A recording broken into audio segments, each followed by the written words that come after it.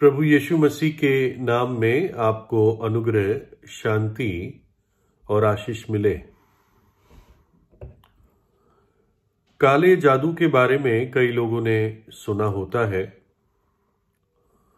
कुछ लोग इसको सिर्फ एक मजाक की तरह उड़ा देते हैं या कहते हैं कि ये सब धोखा है।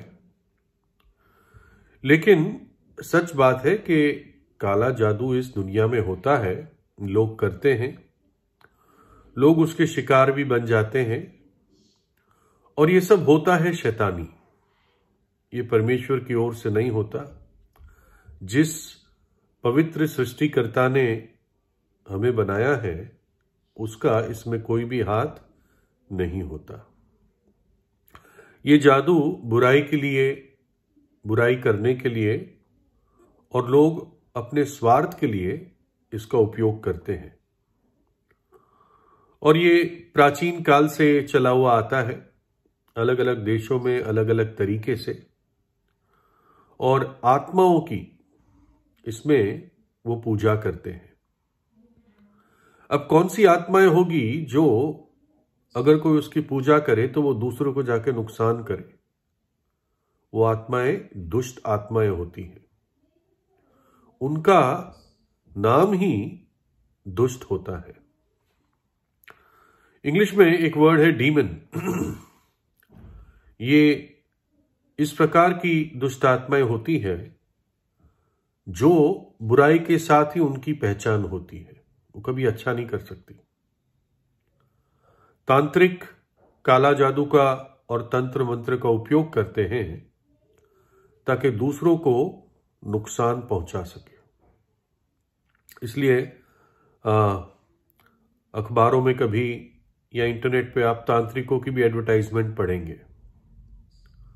वो बताएंगे तो इस तरह से कि हम आपकी प्रॉब्लम सॉल्व कर देंगे, लेकिन कायदे में वो कहीं ना कहीं किसी का नुकसान करते हैं, है ना। वो भला नहीं कर सकते और खुद भी बहुत पीड़ा में खत्म होते हैं, क्योंकि शैतान और अंधकार से खेलना ये कोई अच्छी बात नहीं है ना। ये भयंकर बात है जो नरक ले जाती है। मेरे स्कूल के समयों में मेरा एक बहुत अच्छा दोस्त था और उसके फादर बिजनेस में थे और उनके और भी जो घर के लोग थे, परिवार के लोग थे, वो सब बिजनेस में थे।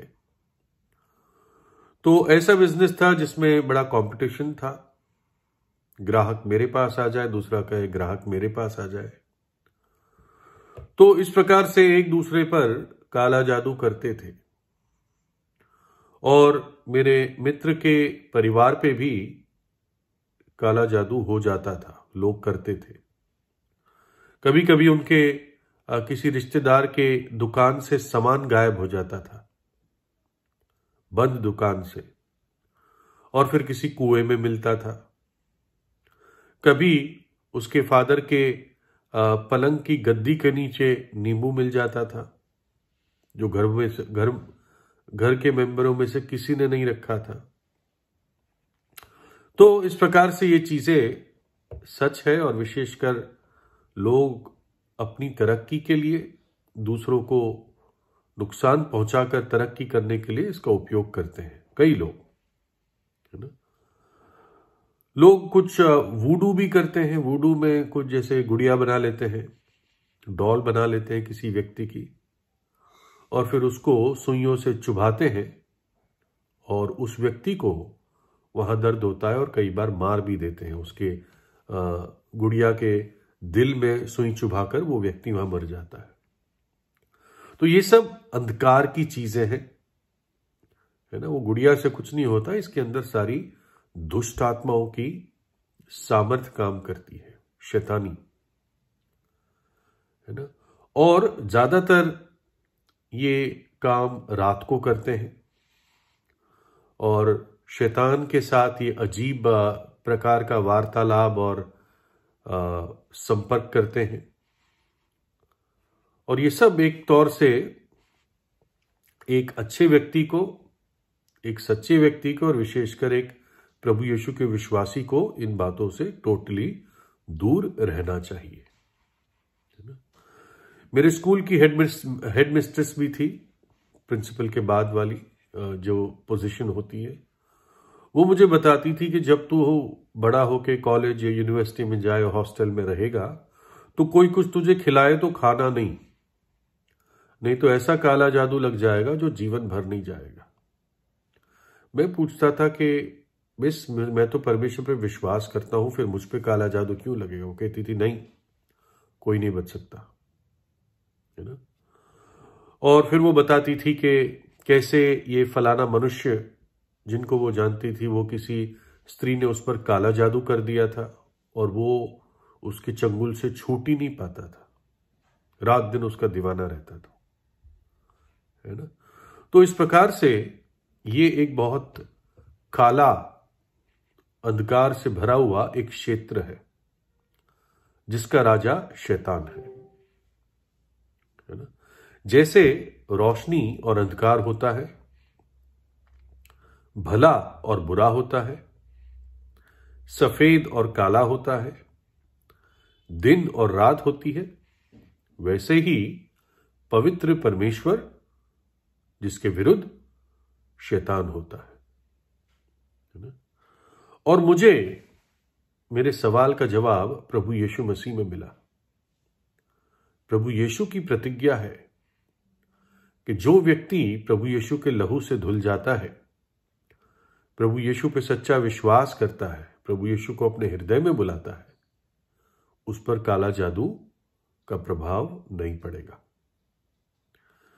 बाइबल में मरकुस की पुस्तक में एक घटना है, मैं पढ़ता हूं। और वे झील के पार गिरासिनियों के देश में पहुंचे, और जब वह यानी प्रभु यीशु जब वह नाव पर से उतरा, तो तुरंत एक मनुष्य जिसमें अशुद्ध आत्मा थी कब्रों से निकलकर उसे मिला। वह कब्रों में रहा करता था और कोई उसे सांकलों से भी ना बांध सकता था, क्योंकि वह बार बार बेड़ियों और सांकलों से बांधा गया था। पर उसने सांकलों को तोड़ दिया और बेड़ियों के टुकड़े टुकड़े कर दिए थे, और कोई उसे वश में नहीं कर सकता था। वह लगातार रात दिन कब्रों और पहाड़ों में चिल्लाता और अपने को पत्थरों से घायल करता था। वह यीशु को दूर ही से देखकर दौड़ा और उसे प्रणाम किया और ऊंचे शब्द से चिल्लाकर कहा, हे यीशु, परम प्रधान परमेश्वर के पुत्र, मुझे तुझसे क्या काम? मैं तुझे परमेश्वर की शपथ देता हूं कि मुझे पीड़ा ना दे। क्योंकि उसने उस दुष्टात्मा से कहा था, हे अशुद्ध आत्मा, इस मनुष्य में से निकल आ। उसने उससे पूछा, तेरा नाम क्या है? उस दुष्टात्मा ने उससे कहा, मेरा नाम सेना है, क्योंकि हम बहुत है।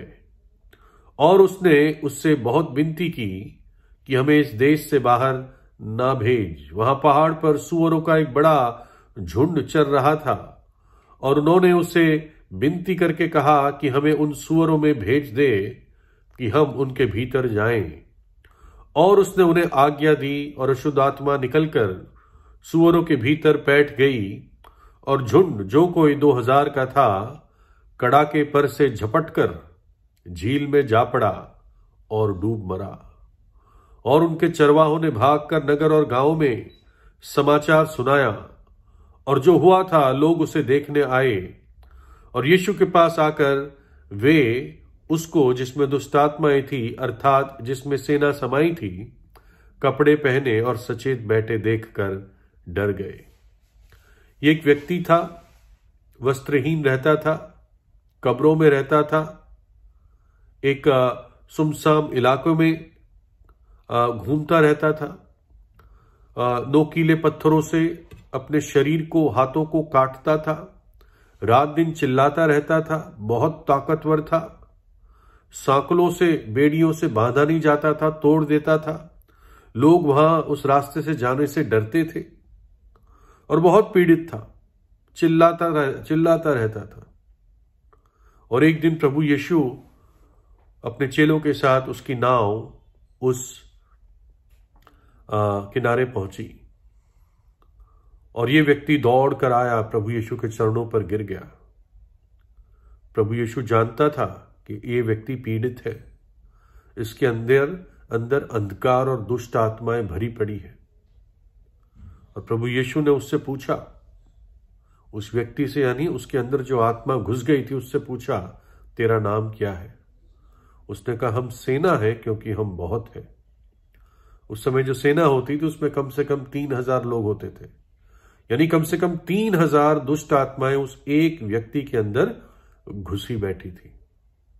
सालों से वो बेचैन व्यक्ति था, सालों से वह सोया नहीं होगा, उसका शरीर घायल था और बहुत मुश्किल में था। और प्रभु यीशु उस दुष्ट आत्माओं को आज्ञा देता है कि इसमें से निकल जा। उसको डांटा, उनको निकलना पड़ा, और वो जाकर वहां करीब 2000 सूअर थे, उनमें घुस गई।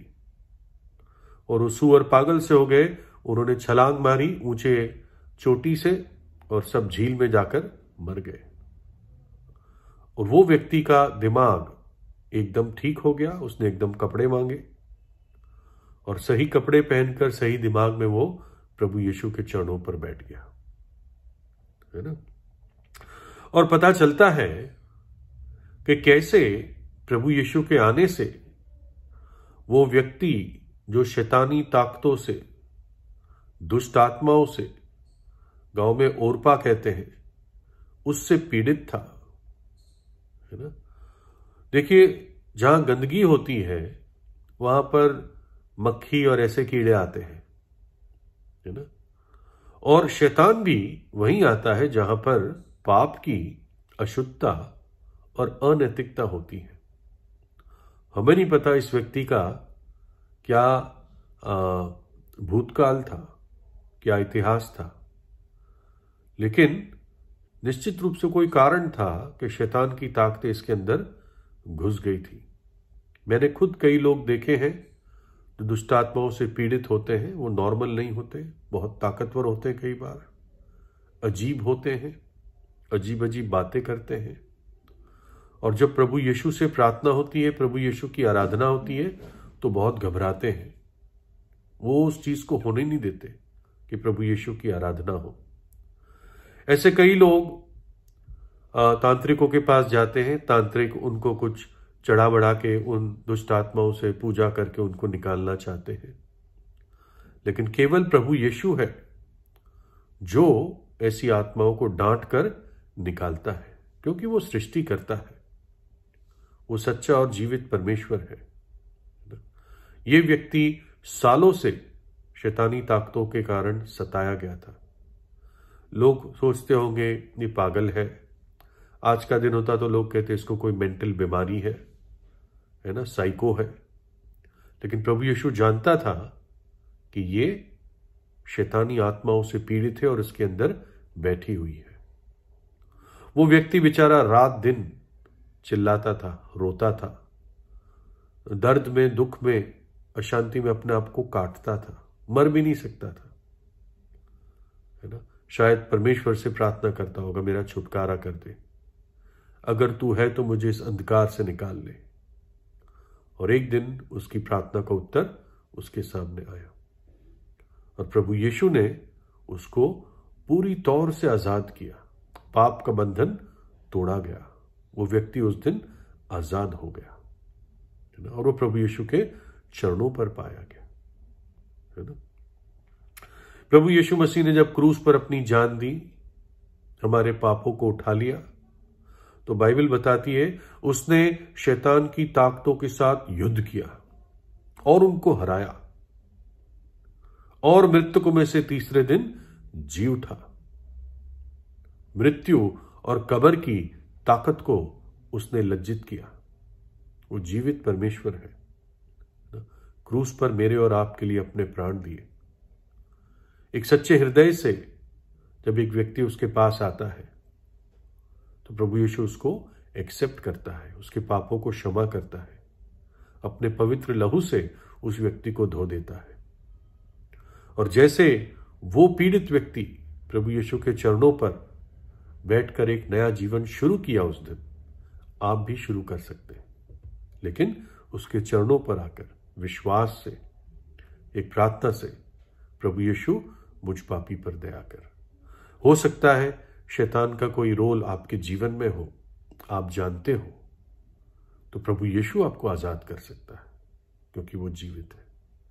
पापों से पछताव करे, उन पापों को त्याग दे, प्रभु से प्रार्थना करे, सामर्थ्य मांगे, है ना, तो प्रभु निश्चित रूप से आपको आजाद करेगा।